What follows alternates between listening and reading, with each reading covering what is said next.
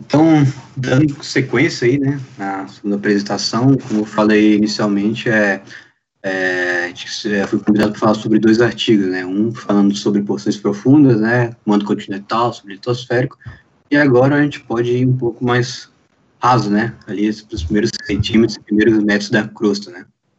Isso foi um artigo que a gente publicou em fevereiro desse ano, na Exploration Geophysics, um artigo metodológico, em que a gente propôs uma nova metodologia para obtenção de anomalias de urânio. E como estudo de caso, a gente usou a região do Carajás. Então, você tem eu aqui como primeiro autor, deixa eu botar um computador. Teria eu como primeiro autor, teria a geofísica Isabelle Serafim, que é uma geofísica que ela tem uma grande experiência aqui com exploração de depósito de urânio. Você também tem o Felipe Tavares aqui, um grande geólogo aí, que já vem falando sobre o potencial de urânio no Brasil, de urânio convencional e não convencional, principalmente em Carajás, e também é um especialista, tem doutorado em Carajás e também especialista estrutural. E, por fim, o geólogo Hugo Polo, né, que hoje em dia é o que está à frente das ações da CPIM para a exploração de alta motivação do trabalho. O Brasil, ele possui a 7ª maior reserva de urânio convencional do mundo, com 310 mil toneladas. No entanto, essa reserva pode aumentar drasticamente, tendo visto que somente 30% do território brasileiro foi explorado sistematicamente. Ou seja, você tem um grande potencial de exploração de urânio no Brasil. Então, a gente pode pular facilmente de 7º para as primeiras posições e ficar como um dos países mais importantes no setor nuclear. Entendendo esse potencial, né, a gente vem aí com um grupo de cientistas tentando trazer novos trabalhos e fazer avaliações desse potencial.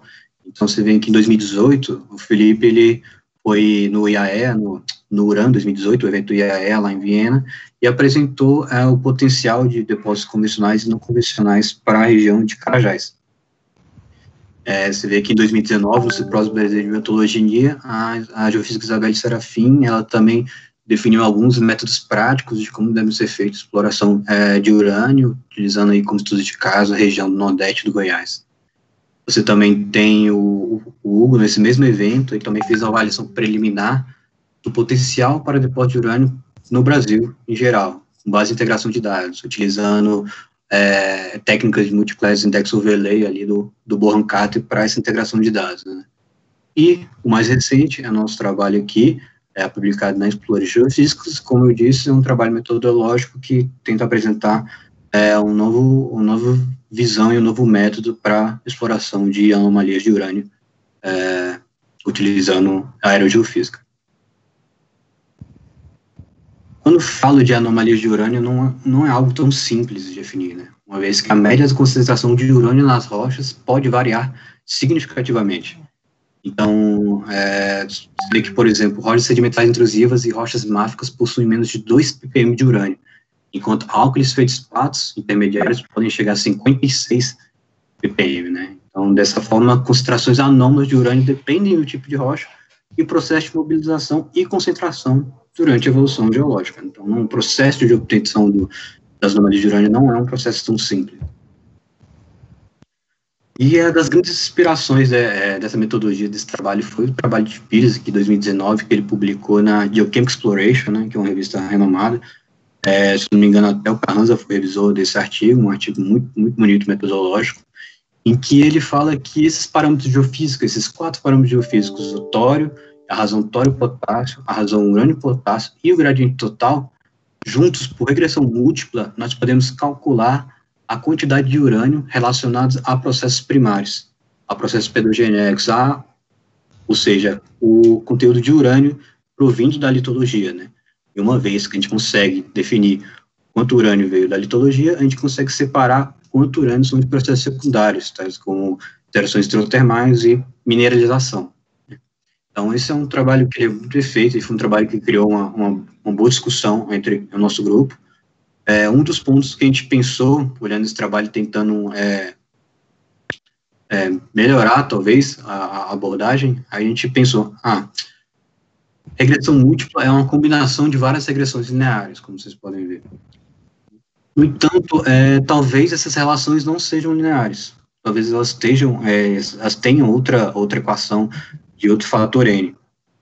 Outra coisa, talvez um desses parâmetros seja muito mais importante que o outro. Uma regressão múltipla, os parâmetros eles tendem a ter o mesmo peso, né? Então, talvez um desses parâmetros tenha mais peso do que o outro. Então, nós pensamos, então, ao invés de a gente fazer essa regressão múltipla, por que a gente não ensina uma máquina o comportamento desses parâmetros com os parâmetros vindos da litologia? Então, a gente pensou em pegar esses parâmetros propostos por Pires, usar o machine learning para ensinar qual é o padrão do urânio provindo de litologia, urânio ideal, né, que o Pires chama de urânio ideal.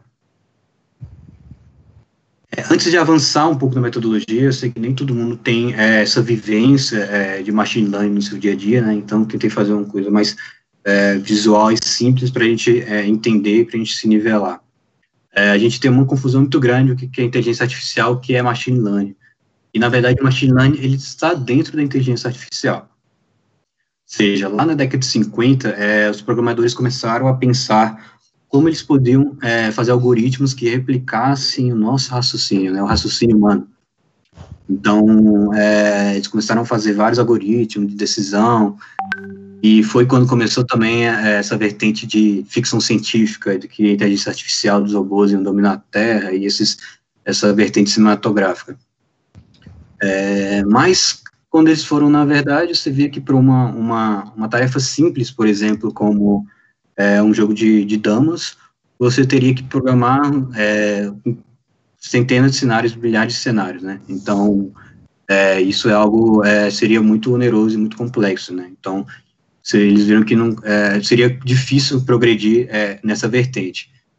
Então, ali próximo à década de 80, década de 90, eles começaram a pensar, os programadores começaram a pensar de outra maneira, pensaram, por que ao invés da gente programar um raciocínio humano, a gente não adapta o computador para se autoprogramar baseado em experiências passadas, né?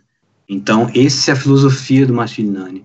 Ele aprende a se autoprogramar utilizando dados, que são as experiências passadas, os dados, né? E hoje, aqui, nas últimas décadas, a gente está entrando em uma nova era, que era o do Deep Learning, que também está dentro do Machine Learning, que seria redes neurais convolucionais para fazer as predições, né? Mas hoje a gente vai só se abster aqui no Machine Learning mesmo, propriamente dito. Então, eu gosto sempre de botar essa frase aqui do Herbert Simon, né, que ele foi o Prêmio Nobel de Economia, que ele fala que learning representa qualquer processo pelo qual um sistema melhora sua performance através da experiência. E machine learning é atingido quando o programa de computador melhora automaticamente a performance através da experiência, né? E no nosso dia a dia está repleto de machine learning, né? Então, se a gente olha filtragem de spam em machine learning, nós temos detecção de fraudes em cartão de crédito, reconhecimento facial, você tira uma foto, posta no Facebook, ele sugere quem é essa pessoa, tem sistema de recomendação, como acontece na Amazon, sistema de pesquisa, como no Google, e carros autônomos também, como acontece na Tesla, né? Tem a base desses programas são o machine learning. E o machine learning, ele é dividido em dois grandes grupos, né, que a gente pode dividir. O machine learning de aprendizagem supervisionada e o não supervisionado, né? Pode botar essa figura que ela é bem, consigo explicar bem com ela. Se eu pego aqui na supervisionada e eu pego um recém-nascido, ainda não conhece nada do mundo, eu explico para ele, essa fruta aqui, esse alimento, ele tem um formato arredondado e uma cor vermelha. Isso aqui é uma maçã. E essa fruta aqui, ele tem um formato abaulado e amarela. Isso aqui é uma banana. Então, ensina esse formato para esse recém-nascido e pergunta, que fruta é essa? Ele, eu conheço maçã e banana que você me ensinou. Tem cor de maçã, mas talvez pareça mais uma banana do que uma maçã. Então, o programa, o machine learning, ele te dá como output o que entrou como input. Você ensinou o input para ele e ele responde com o output que você ensinou, né? Ele não vai prever outra fruta dentro dessas que você ensinou. Agora, se eu vou para não supervisionada, eu dou esse grupo de animais e pergunto para ele, quais são cachorros e quais são gatos? Ele diz para mim, não sei nem o que é cachorro e qual é o gato, acabei de nascer. Mas eu sei que esses animais se parecem entre si, e esses dois também se parecem. Então, a filosofia da não supervisionada é você clusteriza dados, né? Você faz correlações n-dimensionais de dados e consegue clusterizar, mas não consegue definir o que eles são, né? Você consegue definir a semelhança entre eles, né? Uma vez que você define os outputs, por exemplo, na supervisionada, ela tende a ter melhores resultados do que a não supervisionada. Então, no meio de científico, a gente tende a usar mais a supervisionada, mas também há vários outros problemas que a gente resolve melhor com a não supervisionada. Então, se a gente vai para os algoritmos de aprendizagem supervisionada, nós temos aqui, você já deve ter ouvido falar, Support Vector Machines, FBM, o Neural Networks, né, VBs, o Bayesian Network, Logistic Regression, Boost Decision Trees, o KNN também, o K-Nearest Neighborhood, e o Random Forest, né, que é o que a gente utilizou, que a gente mais utiliza hoje em dia, porque nós fizemos vários trabalhos científicos e avaliamos todos esses algoritmos, e o que melhor performa em praticamente todos eles é o Random Forest. Então, a gente tenta usar o Random Forest nas nossas predições no nosso Machine Learning. Então, o Random Forest ele é um método de Machine Learning supervisionado de classificação e regressão, que combina múltiplas árvores de decisão para realizar predições, né? Por isso que a gente chama de Random Forest. Ele tem várias árvores de decisão. Então, a gente faz uma floresta, né? E o Random Forest ele é robusto a ruídos na base de dados de treinamento, e o Random Forest é rápido e efetivo para processar grandes bases de dados, que é o que a gente precisa. E a gente trabalha com dados geofísicos, né? A base de dados são gigantescas.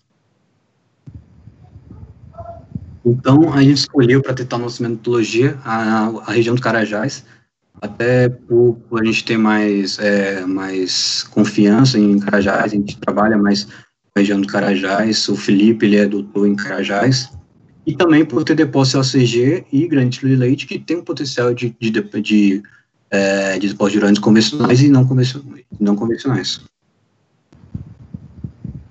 Então, nós pegamos os mesmos parâmetros do Pires, né? Nós pegamos o tório, a razão urânio-potássio, o gradiente total e a razão tório-potássio, e tentamos ensinar a nossa máquina. Aqui eu falo o gradiente total, vocês também podem ter como sinal analítico, né? Algumas pessoas chamam de sinal analítico, a gente chama também de gradiente total ou amplitude do gradiente total. A primeira análise, antes de fazer o Machine Learning, foi a gente também avaliar a correlação linear entre esses parâmetros com o urânio para a região de Carajás. Ou seja, o Pires fez essa relação para, acho que, se não me engano, para a região de Goiás, a gente fez isso para Carajás. Então, a gente pegou que o tório tem um R quadrado, por exemplo, de 0,8. Então, ele possui uma alta correlação linear com o urânio, né? Isso é bastante interessante, isso já foi explorado na literatura, mas é muito interessante ver isso no dado. Já as razões de urânio-potássio e tório-potássio tiveram uma relação modesta ali, até um pouco baixa, 0,9 a 0,2. Já o gradiente total, ele apresentou um R quadrado de menos 0,08. E isso foi a nossa surpresa, né? Então, ele não se correlaciona linearmente com o urânio em Carajás. Então, isso já acendeu, talvez, um problema de usar o gradiente total para calcular o urânio ideal, para calcular o urânio proveniente da litologia. Mas, mesmo assim, a gente, a princípio, deixou para ver no que dava. Então, qual é a filosofia? A gente pegou todos os parâmetros e selecionamos aleatoriamente 10% dos dados na área de Carajás e treinamos o comportamento desses parâmetros com o urânio. Então, a gente pegou 10% e relacionou ao urânio. E ensinamos a nossa máquina por Machine Learning, o algoritmo supervisionado do Random Forest. Né? Então, aqui, para deixar mais claro, para simplificar, aqui o urânio medido seria o urânio que a gente obteve no levantamento aerogama espectrométrico. Então, o que a gente quer é calcular o urânio ideal por Machine Learning, né? Essa reta aqui tracejada. E se a gente subtraísse um do outro, a gente conseguiria a anomalia de urânio, né? Algo simples.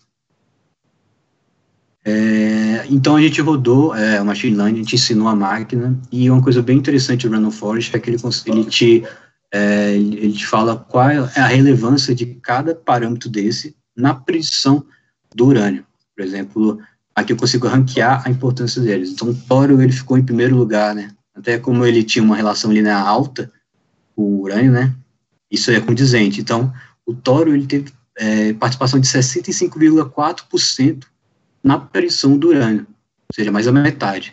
Você vai para a razão urânio e potássio, ela teve porcentagem de 19,7%. Se você vai para a razão tório e potássio, ele teve 14,7%. E se você vai para o gradiente total, ele teve uma participação de 0,2%. Então, a própria máquina disse para mim, não, esse gradiente total não funciona para predizer o urânio ideal em Carajás. É muito interessante a gente olhar isso num gráfico e a máquina dizer isso para a gente, né? Essa avaliação da máquina. Então, a gente resolveu tirar o gradiente total e essa probabilidade aqui, essa relevância, foi para a razão tório e potássio. E aqui é o resultado, né? Aqui você tem o urânio medido e aqui o urânio ideal. Isso, quando eu vi a primeira vez, eu achei isso fantástico, né? Então, você pegou aqui 10% dos dados do urânio medido, conseguiu prever 90% dos dados para fazer o urânio ideal. Isso é absurdo. E se você compara o urânio com o urânio ideal, você tem um R quadrado de 0,99. Então, ele preveu de uma maneira extremamente satisfatória o urânio, de uma maneira que você, a olho nu, você não consegue ver a diferença dos dois mapas, né? Isso realmente uma potencialidade do machine learning incrível, né?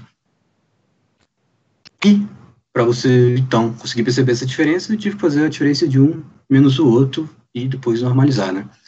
Então, a gente pegou e fez o mapa de anomalia de urânio para a região do Carajás. A gente chama esse produto, a princípio, de urânio anômalo, né, que é um nome que já vem aí desde a década de 90 para outros produtos. A gente usou esse nome aí.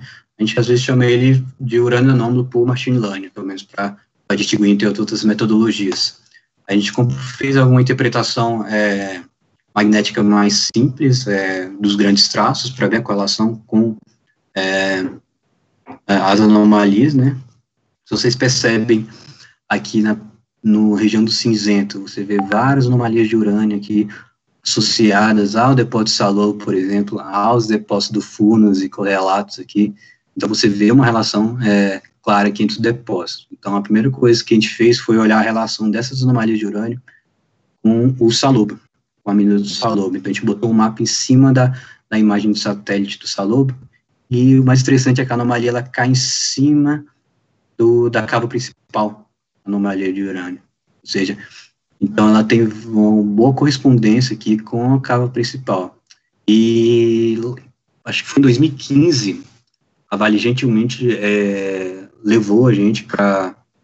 A gente estava em Carajás e a Vale levou a gente para conhecer o depósito do Salobo, a mina do Salobo, e eu, pretensiosamente, fui com o meu gamma espectrômetro, né, como um bom geofísico, e toda vez que a gente fazia uma parada, né, para ver alguma coisa, eu fazia uma medição. E você vê que eu tinha esses dados guardados e plotei eles aqui em cima. Você vê que no centro da anomalia aqui, na cava principal, você tem a anomalia de 56 ppm de urânio, extremamente altos. Você vai um pouco afastando, elas vão caindo para 25 ppm. Se você afasta um pouco mais a anomalia, elas vão aqui para 15, 16 ppm. Se você afasta ainda mais, elas vão para 8,6 ppm. E se você viaja aí 15, 20 quilômetros, elas descem para 4,3, 5 e 6 ppm, né? Então, aqui também é só uma foto do magnetitito lá, que a gente tinha visto na cava principal, que tinha uns calcopirita, uns bornita aqui também. E aonde a gente pegou essa amostra, essa aqui se não me engano, é a mão da Juni aqui, que vocês devem conhecer bem, a Juni, que trabalha com vocês aí há muito tempo. Aonde a gente pegou essa amostra aqui, a gente fez uma medição de uma espectrometria e teve uma porcentagem de urânio aqui, uma concentração de urânio de 20 ppm, então um urânio realmente bem alto para a região. Então você teria um reconhecimento de urânio e também uma alta suscetibilidade magnética, você teria 913 vezes 10 a menos 3 SI.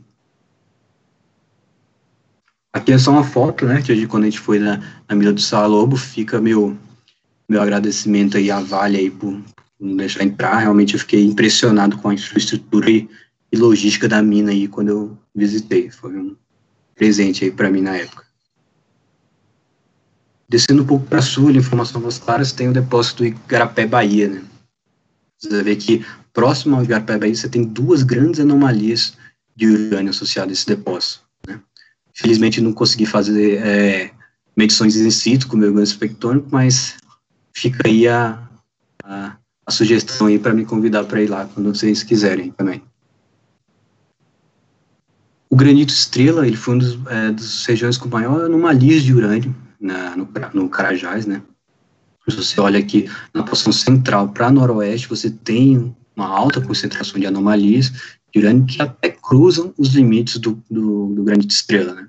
O Felipe, ele tem doutorado aqui nessa região e realmente ele fala que granito estrela é um granito realmente muito hidrotermalizado e que esse hidrotermalismo, ele realmente ultrapassa os limites a noroeste do granito. Então, se o Felipe quiser comentar aí depois alguma coisa, alguma interpretação que ele tenha sobre essas... Aí, como foi um paper mais metodológico, né, a gente teve que abranger muito metodologia, a gente fez realmente só umas avaliações espaciais sobre anomalia e grandes feições, né, e depósitos. Aqui na zona de desalamento cada ano, no sul do cobre, alguns depósitos realmente não caem próximos a anomalias de urânio, mas você vê dois grandes trends aqui, que talvez seja um trend único aqui, de altos valores de urânio. Ou seja, me vê a questão de que se a zona de estabilimento Canaã tem uma estrutura translitosférica capaz de trazer esse hidrotermalismo nessa geometria, né? Eu acho que uma pessoa que vai ajudar muito a gente a entender isso aqui é o Gustavo Melo da UFOP, que eu espero que contribua aí quando ele tiver um tempinho. E aqui também tem um granito Rio Branco também, que apresentou uma alta anomalia de urânio. E alguns granitos, eles também apresentam, as anomalias de urânio são bipolares, esses granitos, como assim dizer. Então, você tem intercalações de anomalias positivas e negativas de urânio. E o interessante é que essas anomalias positivas e negativas parecem se correlacionar com faces desses granitos, né? Aqui é um trabalho do granito cigano, da Teruya, né? A gente pegou o mapeamento sistemático de faces do granito cigano que a Teruya desenvolveu, o colaborador desenvolveu no trabalho dele, não sei qual é o gênero, a gente colocou em cima do granito cigano e correlacionando com as nossas anomalias de urânio, né? Então, você vê aqui que alguns não fazem, não tem a relação, mas você vê aqui no monzogranito, na região da face D, você vê que é um monzogranito transformado hidrotermalmente, né? Então, talvez essa face seja isso tudo aqui, né? E você tem uma correspondência boa das outras faces.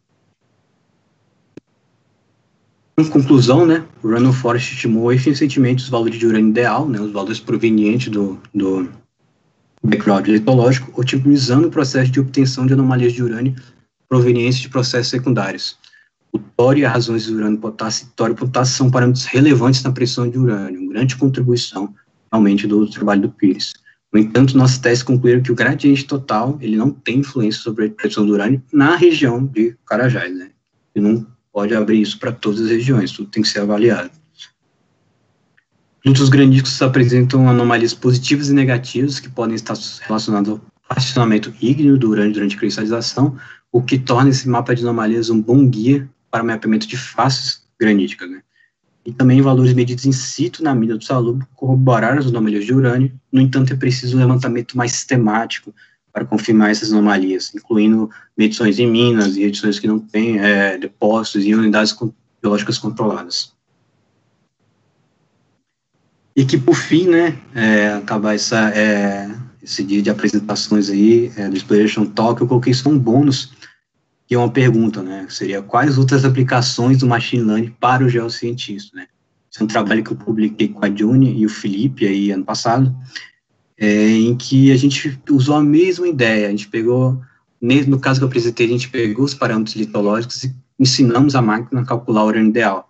Nesse trabalho, a gente pegou a aerogeofísica e dados de sensoramento remoto, de SRTM, e ensinamos a máquina a correspondência deles com a litologia, ou seja, a resposta litológica, geofísica litológica dessas unidades. E fizemos isso para a região do Cinzenta, Então, ensinamos a máquina aqui, as unidades litórgicas do sistema, nós ensinamos a máquina as suas respostas, e depois, uma vez ensinado, a gente falou para a máquina, não, agora que você entendeu, assim, agora que você compreendeu, me faz um mapa geológico dessa região. E aqui é o mapa litológico que a máquina deu para a gente. E a máquina deu umas questões muito interessantes. Por exemplo, essa região aqui, noroeste aqui, ela disse que esse metagranito gelado aqui, essa unidade laranja, ela discorda. Por exemplo, esse granito aqui paleoproterozoico, também ela discorda. Ela também acha que alguns limites entre as unidades também estão equivocados, talvez poderia, valer alguma análise, além de talvez ter ressaltado algumas outras unidades aqui, na região aqui do cinzento, que tem correspondência também nessa RTM, e talvez também ter ressaltado algumas feições do granito gelado que se assemelham mais a um granito paleoproterozoico do que ao metagranito gelado. Fizemos isso também para a região do Rio Maria, né? Nós pegamos esse mapa aqui 1 para 100 mil. Ensinamos nossa máquina, o comportamento deles, o plano geofísico dele, da litologia, e pedimos para ele fazer também um mapa geológico. E aqui, por exemplo, essa unidade roxa aqui, o mapa, a máquina sugere que ela vá até aqui no final, por exemplo. A máquina também talvez tenha ressaltado uma estrutura aqui, SW, que talvez condicione esses granitos. Talvez ela tenha sugerido também um outro granito paleoproterozoico aqui, a sudeste. O mapa geológico coloca duas regiões aqui, e a máquina talvez ela sugira que só tem uma região, além de alguns limites que ela sugere revisão, né? Então, isso é bem interessante. E, começando esse ano, a gente está começando nos projetos de mapeamento geológico sistemático, a gente começou a usar essa abordagem de machine learning nesses projetos. Então, para cada folha 1 para 100 mil, a gente cria um robô geólogo que conhece essa máquina e pede para ele fazer um mapa geológico só baseado em geofísica e SRTM. E isso tende a auxiliar o geólogo que vai para o campo, na etapa de campo e também na interpretação depois dos dados geoquímicos. Então, ele pega todos os dados, a máquina pega todos os dados e redimensionaliza, unidimensionaliza eles em um mapa geológico. Obviamente, um mapa geológico preditivo, né? Não é um mapa geológico propriamente dito, né? Essa é a frase que eu queria colocar. Esse é o pai do Random Forest, do Bryma, né? Então, ele fala que você tem que tratar o resultado do machine learning não como uma verdade absoluta. Então, eu não vou fazer um mapa geológico em casa no computador, né? Mas com uma sugestão inteligente que pode ser útil para entender profundamente o seu problema. Então, por fim, queria agradecer aí, novamente, Gustavo, pelo convite, né? Sempre um prazer aí para mim aí estar apresentando aí os trabalhos que estamos desenvolvendo, que é um compromisso do Serviço Geológico, né, no Brasil, gerar informação e difundir a informação, né, de maneira mais clara e mais abrangente possível, né. Então, fica aí meus sinceros agradecimentos e estou aberto a qualquer crítica, sugestão, qualquer opinião. Fica aqui meu e-mail para quem quiser me contatar, ou telefone aí, e muito obrigado. O Dionísio, e aí fazer as perguntas. Dionísio. Obrigado, Gustavo. Iago, parabéns aí pelas apresentações. Eu só tenho que escolher uma, né? Então vou ser rápido. Não, tranquilo. O urânio, ele é bem disseminado, né? Às vezes, quando você pega esses dados, principalmente os dados mais antigos da CPRM, você percebe que, sei lá, devido a como foi adquirido, a própria geologia, aí também não vem ao caso agora. Mas você já pensou em passar tipo um filtro de média móvel, alguma coisa para tentar dar uma normalizada no dado bruto, no dado já processado, mas para tentar dar uma suavizada, para tentar ver como que seria isso nessa ponta final do seu processamento? E queria te agradecer aí, tá? Obrigado. Ah, obrigado você, né? Não, com certeza. Antes de fazer essa modelagem, a gente tem que processar o dado de maneira criteriosa, né? E o mais legal é que muitas das vezes a própria máquina ela entende o ruído, entende essas coisas e tira. Então eu já coloquei vários dados ruidosos e pedi para ela calcular de novo o mapa e ela reduz esses dados, até porque ela pega dados espalhados, né? E o Random Forest também é robusto a outliers, né? Então você tende a conseguir mitigar esses ruídos, né? Mas com certeza você tem que fazer um pré-processamento no dado de maneira bem criteriosa, né? Bem cuidadosa. Né? Não sei se eu cheguei a responder a sua pergunta. Não, foi suficiente, obrigado. Valeu. Beleza, Rafael e o Daniel. Acho que o Rafael levantou primeiro. Oi, Iago, tudo bom? Opa, tudo bem? Parabéns aí pelo trabalho. Eu sou bastante interessado no assunto de machine learning também. Eu vou fazer a pergunta sobre essa sua segunda apresentação. Se durante a separação do teu conjunto de treino, você chegou a fazer algum tipo de tratamento que representasse o desbalanceamento das tuas classes, né? Porque você disse que sorteou, né, 10% das amostras, isso levou em consideração os pontos no qual representassem, né, de fato, os locais com maior ou menor teor de urânio.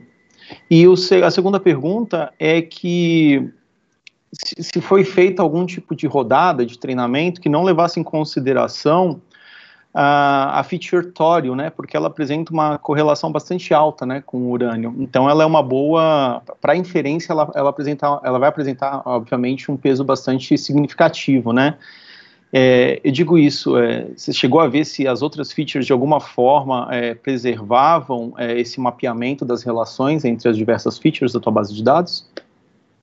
Sim, vou começar por a última pergunta. Realmente, sem um tório, eu fiz esses testes, sem um tório você não consegue prever direito o urânio, né? Então, como eu falei, já faz uns 20 anos aí que o pessoal comenta dessa relação do tório com a litologia, né? Então, se você quer calcular o conteúdo de urânio da litologia, você tem que usar o tório, né? Se você não utilizar o tório, você fica muito à mercê de variações. Mas se você tira o R quadrado entre o urânio estimado e o urânio ideal, ele vai lá para baixo. Então você não consegue estimar de maneira satisfatória. Em relação à segunda, a primeira pergunta, né? No caso do urânio anômalo, não, porque 10% ele já é bem distribuído, na minha opinião, né? Mas se você vai, por exemplo, para o segundo exemplo bônus que eu mostrei lá no final, se você escolhe, por exemplo, ali no caso eu coloquei 100 amostras por unidade litológica, mas nem todas as unidades litológicas têm 100 amostras, né? Não, você tem que botar, tem unidades que não vão ter 100 amostras, né? Então você tem que usar técnicas de balanceamento de classes, com certeza. A gente usa aí upsample, downsample, smooth, todas essas ferramentas aí para tentar chegar num melhor modelo. Beleza, obrigado. E parabéns pelo trabalho aí. Qualquer dúvida, só contactar. Iago, temos mais 3 perguntas aí. Daniel, Fernando e depois o Luiz Gustavo. O Iago, aqui é Daniel.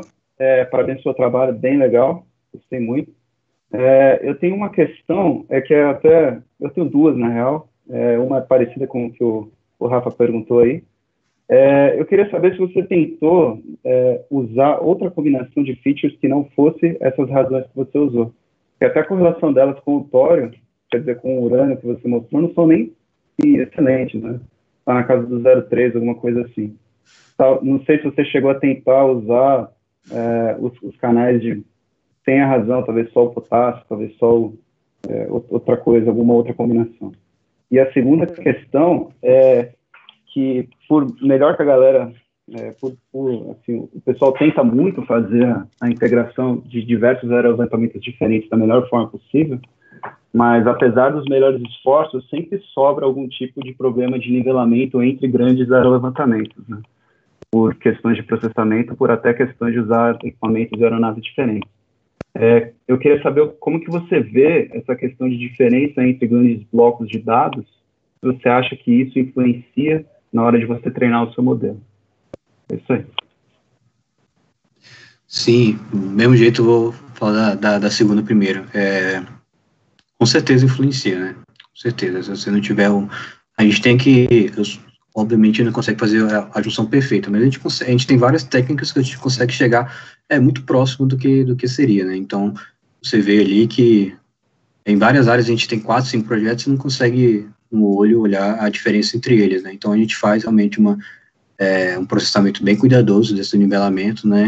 E a princípio, não teve nenhum problema. O que seria um problema? Seria problema as mesmas anomalias estarem correlacionadas com o limite dos projetos, né? Isso seria um problema, né? Então, a princípio não teve nenhum problema, né? Então, o que você falou aí me deu uma ideia, talvez é usar essa metodologia para a gente balizar esses levantamentos, tentar chegar mais perto do ideal, né? Qual foi a primeira pergunta mesmo, que eu não lembro? É sobre o conjunto de features que você usou. Se você tentou, talvez, outra combinação, ou achou outras features que teriam uma correlação maior do que as razões que você apresentou. Sim, no caso, qual foi a ideia das features? É porque não foram features aleatórias, são features que elas já vêm sendo discutidas como bons vínculos litológicos, né? Então, o Pires faz uma mega compilação, ele faz ele faz uma coisa sistemática para definir esses parâmetros como parâmetros litológicos adequados para a espectrometria, né? Então, eu tentei usar potássio também potássio ele não tem uma correlação tão boa com urânio, e realmente o melhor que teria seria esses 3 parâmetros. O tório, ele já vem há muito tempo sendo usado, né? Se a gente vai na formulação matemática do urânio anômalo anterior, ele só utiliza o tório e faz uma regressão linear, né? Então, você vê que o Pires avançou fazendo regressão múltipla entre parâmetros que ele descreveu e relacionou a influências primárias, né? Então, eu fiz alguns testes, mas realmente esses parâmetros que ele definiu foram suficientes para prever o urânio. Se eu tiro as razões, por exemplo, ele já não prevê com tanta um R quadrado tão interessante quanto com as razões, né? Eu não explico, eu não sei explicar isso não, na verdade, mas você tem outros indícios, talvez, o Rift é um indício de uma crosta afinada, mas você tem depósitos CG, que são relacionados a grandes espessamentos litosféricos. Você tem, já vou falar também de diamante, encontrar diamante lá em Carajás, não sei se isso é verídico. Então, ainda não sei quais processos levariam a esse pensamento, foi mais uma interpretação descritiva, né? E aí, quem tiver imaginação aí para tentar avaliar isso aí, a gente está aberto aí a questionamento também no modelo.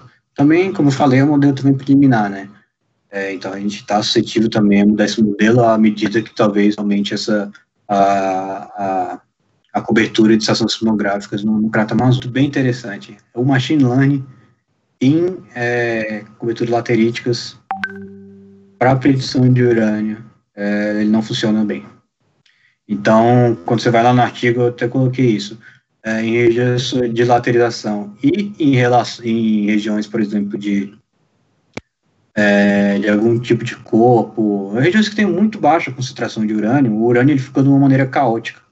Então, ele fica num comportamento caótico. Você botou realmente um ponto desse. Se você fosse, por exemplo, avaliar, você tem que ter noção onde tem essas camadas assim, de laterização bem entendidas. Temos aí mais 2 perguntas, o Luiz Gustavo e o Marcelo. Luiz Gustavo. Oi, boa tarde.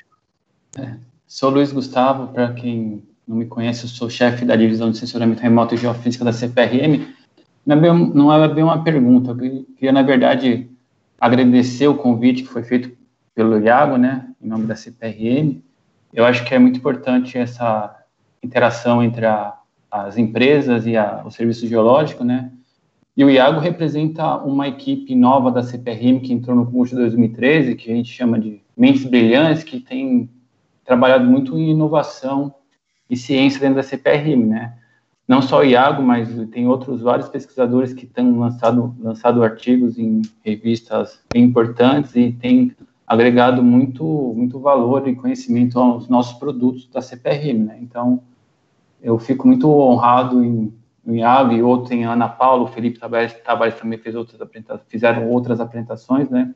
De ver que hoje em dia as empresas, não só a Vale como outras empresas, solicitam a nossos funcionários, nossos colaboradores da CPRM para divulgar o conhecimento geocientífico que é feito dentro da CPRM, né?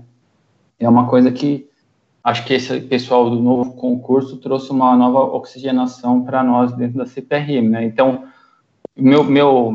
já estou ficando mais antigo dentro da CPRM, né? Mas minha inspiração é fazer com que esses pesquisadores se tornem um voo mais alto, cada vez melhorando o trabalho que a CPRM divulga para a sociedade, né? Acho que tá alto nível técnico aí, as palestras. Agradecer novamente o pessoal da CPRM, né, pessoal das universidades, né, em especial o Iago, que se disponibilizou aí a compartilhar, né, esses papers, esse conhecimento recente com novas tecnologias.